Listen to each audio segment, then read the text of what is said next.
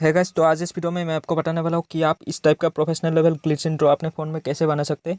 तो इसके लिए जो वीडियो को आखिर तक देखते रहिएगा, वरना आप कुछ पॉइंट्स मिस कर देंगे तो आप अपना वीडियो जो है इंट्रो एक्सपोर्ट नहीं कर पाएंगे।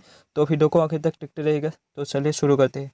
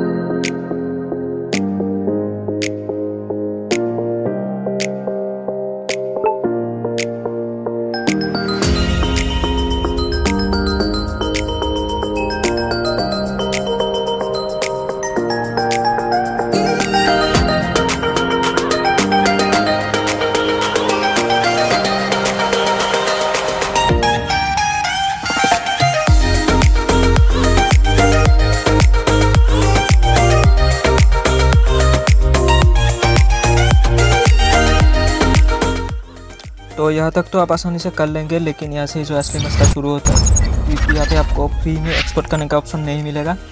तो इसके लिए जो आपको इन लोगों का वो सब्सक्रिप्शन लेना पड़ता है पैसे देके खरीद के। लेकिन इसके लिए भी जो है अपन के पास एक ट्रिक है। तो इसके लिए जो है पहले आप अपना स्क्रीन रिकॉर्डिंग ऑन कर लीजिए और ध्यान रखें कि आपका स्क्रीन रिकॉर्डिंग कैपेसिटी जो है एकदम फुल HD पे हो।